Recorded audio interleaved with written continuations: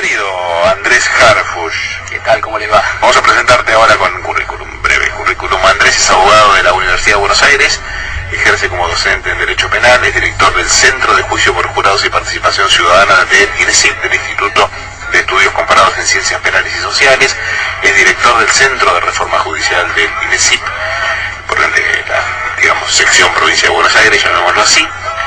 Y también es miembro del Consejo de Redacción de la revista Nueva Doctrina Penal, la conocida publicación científica, digamos, suponiendo que el derecho sea ciencia, y titular de la Asociación Argentina de Profesores de Derecho Penal, y también es defensor público en la provincia de Buenos Aires. ¿Está bien?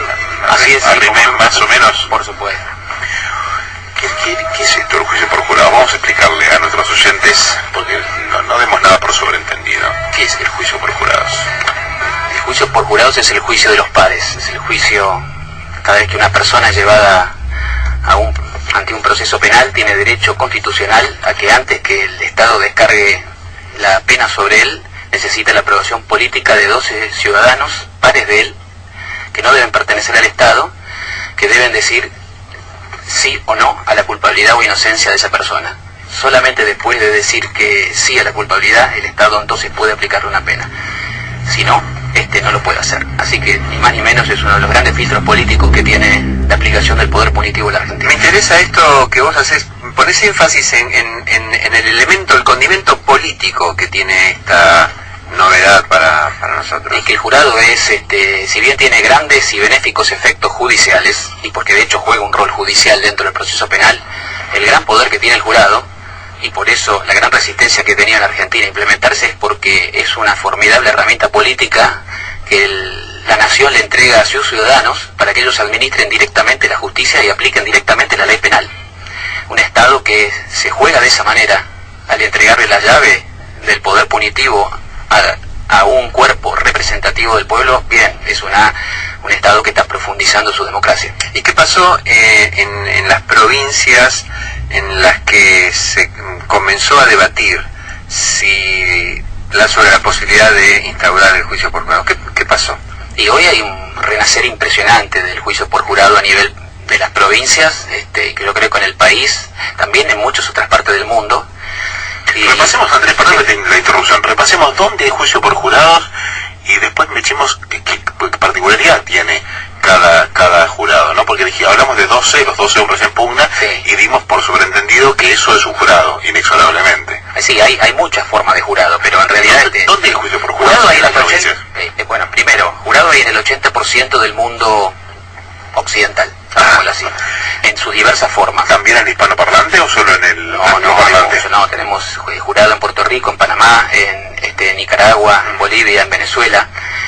Hay distintas formas de jurado, pero en la Argentina tenemos la experiencia cordobesa de hace 7 años, que es un jurado altamente popular, es decir, hay 8 jurados, pero que en esta primera etapa lo acompañan 2 jueces profesionales en la deliberación. Este es el llamado modelo escabinado, pero con una amplia mayoría popular, y que ha sido un modelo muy exitoso en Córdoba, desde el punto de vista que no se ha producido nada de lo que los agoreros del jurado dicen que iba a pasar, que los jurados no piensan, o que la gente no está capacitada, como ha dicho alguna ministra de nuestra corte, que el pueblo no está preparado para controlar sus pasiones, etcétera, etcétera, etcétera. Entonces eso no ha sucedido. Los ministros tienen nombre. Sí, porque además realmente me sorprendió mucho que una persona de su talla que quizás hiciera esta diferenciación entre lo que tiene que ver con su posicionamiento político. Pero yo creo que realmente lo único bueno que creo tuvo esas declaraciones es que puso blanco y sobre negro cómo piensa una enorme parte de lo que Mayer llama la casta forense al ciudadano común. Lo mira por arriba, con desprecio, como si fuese alguien que menor que ellos. Y esto no es así. Realmente yo, inclusive como integrante del Poder Judicial, no veo el día en que se abren las puertas y entre el carnicero, el verdulero, el empresario, el obrero, el desocupado, a dar su visión de la justicia, porque esto es lo que falta en nuestro sistema judicial.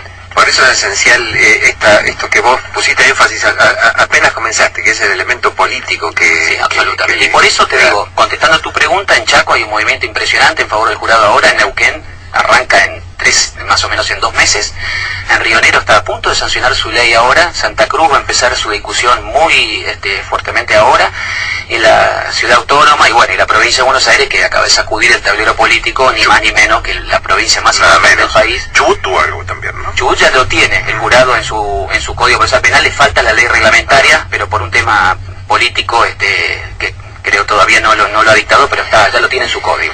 Leí hace pocos días en La Voz del Interior un informe interesante de entrevistas con ciudadanos del pueblo que fueron jurados, y algunos más de una vez. Sí.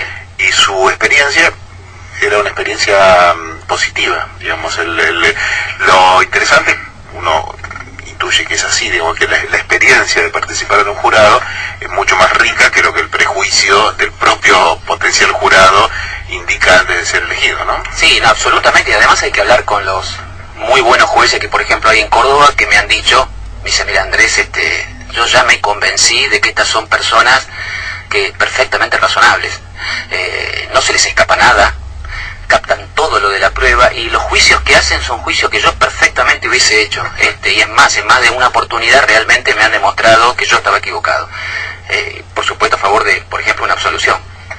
Un argumento común es el argumento de las pasiones, ¿no? Las pasiones. Digo yo que además no soy un juradista entusiasta, digo, pero me parece que este es un argumento muy flojo, digo, en el mundo más mediático, donde todo el tiempo hay una convocatoria a lo emotivo, a lo emocional, las pasiones del jurado. Sin embargo, con el jurado hay más absoluciones que con los jueces técnicos.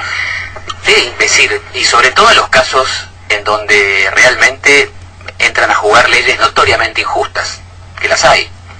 Y la historia del jurado en todas las latitudes lo demuestra, como cuando fue el caso de los objetores de conciencia a la guerra de Vietnam, a la Primera Guerra Mundial, a la ley seca, la ley Volstead. Los llevaban por ejemplo, cuando las huelgas estaban prohibidas en Estados Unidos, y a los huelguistas los metían presos y les hacían un juicio por jurado, y los jurados absolvían a todos. ¿Qué tuvieron que hacer? Derogar esas leyes. Entonces, esto pasó así. Sin ir más lejos, en Córdoba tenemos este famosísimo caso Eli, que es un caso muy parecido al de Romina Tejerina. Romina Tejerina fue condenada a 14 años de prisión. Y en Córdoba un caso similar de una niña que entre los 9 y los 19 años fue violada por creo yo, un patrón de estancia presuntamente. Y la chica, bueno, a los 19 años dio a luz y, bueno, después le dio muerte al bebé y el jurado popular la absolvió. Y los jueces técnicos de ese debate habían votado por la condena. Pero los otros 6 jurados dijeron, no le vamos a aplicar la pena. Entonces, esto que vos decís es correcto. Entonces, ¿y qué pasó? Después uno pensaba, bueno, habrá puebladas, no pasó nada. ¿Pero por qué? Porque era un veredicto popular. Y porque ellos tienen una autoridad que no tiene... Y además, probablemente, una hipótesis, tío, a ver qué te parece, o qué les parece, Rodolfo. Muy probablemente los sucesos de la vida real que atraviesan las contingencias existenciales de las personas que son víctimas o victimarios en un juicio se parezcan mucho a lo de los jurados y casi nada a lo de los jueces, que están a salvo de las injusticias, de los abusos de poder, de las leyes inicuas, ¿no? Pero claro, y además, pero por otra cuestión, que es, más allá de que nosotros reconozcamos que hay excelentes jueces y fiscales y defensores, etcétera, pertenecen a una clase social, y nosotros tenemos una justicia racista y clasista. Invitemos a cualquiera a una cárcel de la Argentina, y es muy difícil que encontremos gente de clase media ocasionalmente, clase alta ninguno. Entonces, ¿y cómo hace entonces? A veces yo realmente veo jueces que provienen de extractos sociales medios, que inclusive hasta tienen doctorado, saben varios idiomas, etcétera, a veces juzgando a gente que viene de lugares, de extracciones muy humildes, de enorme precariedad, que muchas veces ya ni siquiera conocen a veces aspectos básicos del idioma. Yo siento que es una cultura jugando otra cultura. En cambio, cuando se invita a todas las distintas fracciones de la sociedad, de las edades distintas, de empleos distintos, de caminos de vida distintos, entonces allí hay una percepción comunitaria mucho más fuerte que hoy está completamente ausente en el Poder Judicial, por lo menos es cegada. Seguro. Ahora, Andrés, pensando un momento en la experiencia de la provincia de Buenos Aires y con todo este discurso de mano dura, por más pena, más cárceles, incluso funcionarios encumbrados del gobierno de la provincia de Buenos Aires, el mismo gobernador Daniel Scioli, que más de una vez tuvo pronunciamientos bastante desafortunados, lamentablemente, a favor del discurso manodurista. ¿Cómo es que cuela el juicio por jurados en esta situación? Yo creo que esto es algo que está totalmente ajeno a esta cuestión. Realmente yo creo que la cuestión, este discurso que vos decís que impregna toda la sociedad y en todos lados y en todas las provincias, más particularmente se ejerce en la provincia de Buenos Aires porque es la zona del control social duro, pero yo realmente creo, yo acá voy a hablar como defensor público, yo jamás estaría de acuerdo con nada que significara, por ejemplo, algo que vaya en contra de nuestras posibilidades de litigar. Por el contrario, la gran mayoría de muchos defensores públicos de mi distrito, de otros distritos, están reclamando que se aplique esta ley retroactivamente antes, porque ya saben que tienen determinados casos en donde quizás en la justicia provincial no son escuchados y se van a sentir que tienen muchas más posibilidades de lograr absoluciones ante un jurado. El tema es que también hay que pensar, y bueno, ustedes son litigantes y saben muy bien de lo que se hablan, cuando uno está en el ambiente del juicio, en la sala del juicio, y esto lo han dicho los jurados cordobeses, los prejuicios quedan afuera. Además de haber un proceso de selección muy fuerte para garantizar que, por ejemplo, personas abiertamente parciales o con conceptos muy fuertes a favor de estas cosas que vos decís van a quedar afuera del jurado porque los van a recusar.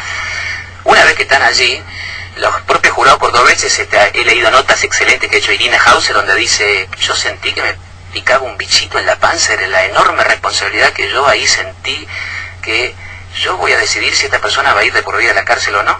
Entonces yo dije, no, yo voy a escuchar las pruebas. Yo me voy a dejar convencer por las pruebas. Y es ahí donde se corta, creo yo, lo que es esta bomba mediática de cuarta, de prensa amarilla, que parecería que hoy es utilizada también como una cosa, como un óbice al jurado, y que yo creo que opera sobre los jueces profesionales y cómo. Sí, claro. Sí. O sea que en realidad vos ves que en el jurado, la potencia política del juicio por jurado, además de lo que significa en el ingreso popular directo del pueblo, digamos, al acto de juzgar, que además es un mandato constitucional, ¿no?, de la Constitución Federal histórica, la del 53, tiene la posibilidad de funcionar como anticuerpo de algún modo del discurso manodurista más mediático.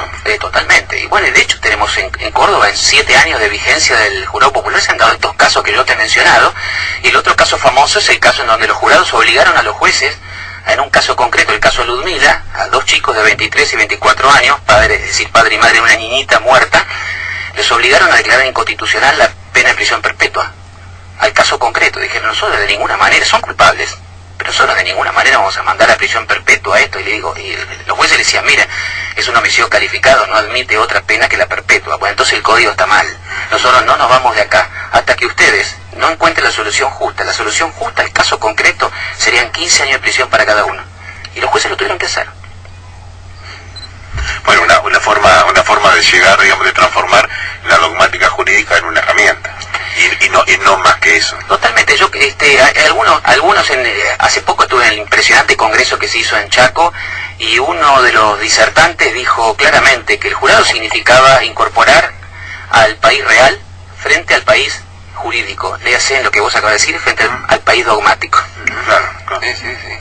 No, es impresionante el poder que tiene, esperemos, ¿no?, que estas experiencias de Córdoba, Buenos Aires y el debate que se está generando en otras provincias genere la democratización del sistema. Ahora, yo insisto en algo, ¿cómo avanzar frente a un discurso tan monolítico y que está tan impregnado en distintos sectores, pero fundamentalmente en los medios de comunicación, cuando se pide pena más alta, más cárcel? ¿Cómo trabajar con esto? Y más vos, que vos sos defensor en la provincia de Buenos Aires, la provincia más álgida. Y en una zona popular, además. Sí, yo creo, en este caso, bueno, por supuesto, como miembro además del INESIP, sabés que el INESIP tiene toda una agenda democrática de seguridad muy fuerte que pasa por demostrar la primera cuestión. Todos los partidarios de la mano dura y todas las políticas de mano dura han demostrado su absoluta ineficacia. Es decir, que me muestren algunos, yo los desafío aquí, que me muestren cómo esas políticas han contribuido a una disminución del delito. Vayamos sin más, lamentablemente, el Código Bloomberg del año 2004 que destrozó el Código Penal. Ok, se rompió el dique de los 25 años de prisión como pena máxima, entonces ahora tenemos pena de 40, 50 años, etcétera, como si que se están aplicando. Claro, pero ¿eso contribuyó a reducir la criminalidad? No. ¿Por qué? Porque los partidarios de la mano dura son políticas absolutamente y demostradamente ineficaces. Por supuesto que yo creo que hay muchísimas otras cosas que hacer. Yo creo que el combate a eso tiene que darse desde una agenda de seguridad democrática en serio, que conciba el delito como como muchas técnicas que hay hoy, de verlo como desde una estructura empresarial, en donde hay escalafones diversos, en donde, por ejemplo, si vos agarrás el robo de autos, sabés que están los pobres cristos que van y tienen que robar el auto destrozados por el Paco, que son cabezas que le dan 600, 700 pesos por auto, después tenés los que lo reducen, después tenés los que transportan las piezas, después tenés los capitalistas que ponen esa plata. Entonces vos tenés que decidir con fiscalías especializadas dónde intervenís para cortar esa cadena con menos violencia y con mucha más eficacia. Ninguno en el discurso de las manos duras tienen claro esta cuestión, y es más, piensan que solo aumentando las penas lo van a lograr, y está probado que esto no sirve para absolutamente nada. Yo creo que en ese sentido hay mucha más racionalidad en cuanto a lo que es a veces la percepción de la gente común que está reclamando un cambio en serio sobre esto, que todos estos pregoneros de estas políticas, me parece a mí, ¿no? Y hacia adentro, Andrés, del serpentario judicial, digamos, el mundo de la academia, ¿cómo está la cosa? ¿Cómo están las relaciones de poder? Está muy polarizado, la cosa se ablandó, hay apertura, existen los mismos prejuicios que en la magistratura, en todos los ámbitos. ¿Puedo decir respecto al jurado? Claro. Sí, bueno, en realidad yo creo que hay un cambio favorable que si no nos hubiera permitido este avance, que yo creo que viene por muchos lados. Yo creo que en realidad este avance enorme que hay del jurado es porque, mal que mal, como dice Julio Mayer, con todos los defectos que puedan tener, ya tenemos instalada la noción de la oralidad. Uh-huh. Y la oralidad, que los juicios se tienen que hacer de manera oral y pública, con todos los defectos que aún tienen. Entonces esto ha contribuido a que, bueno, ahora se ha visto la consecuencia lógica que falta en la Constitución, que es que la ciudadanía tiene que participar. Ahora, pero por otro lado, galopa a caballo tendido la crisis enorme de legitimidad que tiene el sistema judicial. Y muchos jueces hoy tienen miedo. Es un poeta el tipo, ¿no? Es un poeta. Pues no, pero... Galopar. Sí, eran de Pascu y Baja. Ahora, pero sí. Fuera de broma, hay muchos jueces que tienen miedo porque dictan un fallo por sus convicciones y al día siguiente tienen un jury y los echan. Entonces, y nos han dicho claramente, entonces se están viendo, y sobre todo el caso Marita Verón fue un caso terrible, un caso que disparó todas estas discusiones, porque no sé si estuvieron bien o mal absueltos. Lo único que sé es que si hubiera absuelto un jurado popular no hubiera habido el lío que se armó. Claro. ¿Pero por qué? Pues todos decían que no, que era muy mala la investigación del fiscal. Yo no lo sé. Lo cierto es que por alguna razón en particular, muy poca gente del pueblo argentino les cree hoy al sistema judicial. Seguro. Y eso no puede ser. Digamos, el juicio por jurado sería una manera de sacarle responsabilidad a los jueces, obviamente también la decisión política, pero fundamentalmente sacarle responsabilidad, y eso sería para la casta judicial más que bienvenido. Lamentablemente no se ve así desde los mismos jueces. Bueno, en Córdoba está ese fenómeno, o sea, muchos jueces que habían pero pataleado en contra del jurado reconocen que primero ven que hay... Pero vos decís que hoy en Córdoba los jueces, digamos, mayoritariamente duermen tranquilos. Duermen tranquilos. Porque comparten la decisión, y porque el jurado, ¿a quién se le ocurre en una sociedad realmente tan compleja como las sociedades modernas tener un sistema de justicia enteramente en manos profesionales? A nadie. Eso es imposible de administrar. Estamos tirando la basura de la legitimidad del sistema judicial. Eso no puede ser. Nosotros queremos un poder judicial fuerte e independiente. Ahora, la manera en que las constituciones del mundo del cual nosotros abrevamos, ¿dónde obtienen ese poder? En el jurado, en el pueblo, en la participación directa del pueblo. Sería como tener, no sé, un poder legislativo sin voto. Estamos conversando con Andrés Harfuch. Andrés Harfuch, para ir sintetizando, ¿es defensor público en dónde, Andrés? En San Martín. En San Martín. Un barrio picante, digamos, ¿no? No es que estás en Tandil, digamos, en Pergamino, que se está poniendo picante, ¿no? En Pergamino, ¿no? Bueno, defensor público, experto en juicio por jurado. Seguimos conversando después de la tanda. Espacio publicitario. Nosotros seguimos conversando con Andrés Harfuch. Andrés, ¿y cómo es el modelo de jurado de los proyectos del Poder Ejecutivo Nacional, ¿no? Que el tema también está ahí en carpeta. Sí, ya la presidenta Cristina Kirchner, es decir, siendo senadora, presentó en el 2004 un proyecto y en el 2006 otro, que es el modelo de jurado clásico que todos conocemos de las películas, que es el modelo que personalmente a nosotros más nos gusta porque es el que le asegura al pueblo el control total sobre el veredicto y sin ninguna interferencia de ningún representante estatal, en este caso de los jueces. ¿Cómo podría ser? ¿Qué otros modelos? Y el otro modelo es el llamado modelo escabinado, que es el que los europeos continentales, después de la Revolución Francesa, decidieron adoptar el modelo de jurado inglés, pero las reacciones de las castas forenses allí fueron tan fuertes que dijeron no, por lo menos metamos 2 de los nuestros en ese recinto, y quedó ese modelo. Es un modelo que hay 2 o 3 jueces profesionales que deliberan junto a un número muy superior de jurados, pero que obviamente siempre tienen una influencia enorme allí adentro porque, bueno, son los jueces. Entonces, lo cierto es que nosotros, estos son los 2 modelos, pero básicamente el que presentó la presidenta es el modelo de jurado clásico, es el modelo que adoptó la provincia de Buenos Aires, el que va a adoptar Chaco, el que adoptó Neuquén, el que va a adoptar Río Negro, el que adoptó Chubut, etcétera. Así que esos son históricamente los 2 grandes modelos. Pero bueno, uno es una apuesta a hacer cuánta más profundización democrática queremos del sistema judicial o cuánto menos. ¿Tienen alguna instancia de antejuicio, lo que se llama la cross-examination, digamos, en el modelo anglosajón? Digamos, hace un rato hablabas de la posibilidad de separar, o sea, la impugnación de los jurados, ¿no? Sí, personas racistas, personas, digamos, homofóbicas, sexistas, fascistas de toda la haya, o lo que fuera, ¿no? Pero fíjate, Félix, que hoy también hay, con ese tipo de adjetivos, muchos jueces profesionales. Pero no cabe duda, pero a mí me tocan y yo no los puedo recusar. Claro. En cambio, no los puedo recusar sin causa. En cambio, el juicio por jurado trae otra de las grandes garantías para la sociedad y para los acusados, es que de los 12 jurados que van a quedar se llama 36 primero o más, y se hace un exhaustivo interrogatorio bajo juramento, uno por uno de cada uno, ya no sobre el caso, sino para preguntarle qué piensa, qué opina de la pena de muerte, qué opina usted de la mano dura, qué haría usted si ve un delincuente. Entonces, si las personas responden, donde uno advierte, alguno de los litigantes advierte claramente un marcado sesgo que lo puede perjudicar en su teoría del caso, o sea, la defensa va a utilizar las 4 oportunidades que tiene de recusar sin causa varios de ellos, decirle señor muchas gracias, hasta luego, etcétera, y el fiscal otras tantas. Entonces, finalmente queda conformado un panel producto de un litigio que va a tratar de ser lo más imparcial posible, y esto muchas veces, en muchas películas esto se ve.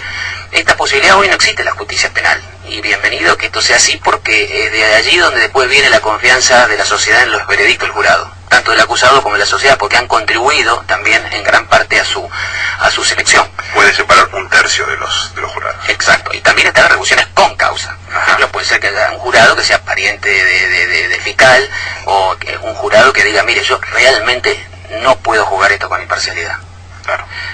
Mi hija ha muerto por una sobredosis de droga, yo no puedo jugar un caso de narcotráfico. Y son las mismas causales de excusación de un juez. Claro. Él es un juez ciudadano. Entonces, estas posibilidades están, pero también gran novedad, en una audiencia pública. Por eso se la llama el juicio dentro del juicio. Claro. Andrés, vos que venís ya desde hace tiempo hablando con distintos sectores de la sociedad, ¿qué ves vos en las fuerzas políticas? Donde se tiene que dar el debate políticamente y en los recintos legislativos, ¿cómo ves vos ahí? Yo lo que advierto es que, vos fijate que estamos hablando de distintos gobernadores de todos signos. Fíjate que en Córdoba fue de la Sota hace casi 10 años que lo implantó. Tenemos a Scioli en la provincia de Buenos Aires, Zapag en la provincia de Neuquén, Capitanich en Chaco, Hueretilnec en Río Negro, en Chubut vino de una gobernación, creo en ese momento era radical. Si distintos gobernadores de distintos signos están viendo que están impulsando el jurado. ¿Por qué? En la gran mayoría de los casos es porque los fallos judiciales tremendos que a veces generan puebladas, le generan puebladas políticas a ellos y no a los jueces que dictaron los fallos. Muchos de ellos ya nos dijeron, nosotros estamos podridos de esto, nosotros queremos, estamos viendo claramente que tenemos que restablecer un diálogo con la ciudadanía, y bueno, y claramente ven al jurado como esa vía que, por supuesto, la habían visto San Martín, Dorrego, Sucre, Monteagudo, los grandes que idearon una constitución para las patrias grandes latinoamericanas con jurado popular. ¿Qué pasa, pongámosle el caso, bueno, un jurado que emite un veredicto, se produce una sentencia en consecuencia, con las instancias de recurso? Sí, bueno, esta es otra de las cosas que son muy importantes, pero también son el gran shock cultural que provoca el jurado. El veredicto del jurado es irrecurrible.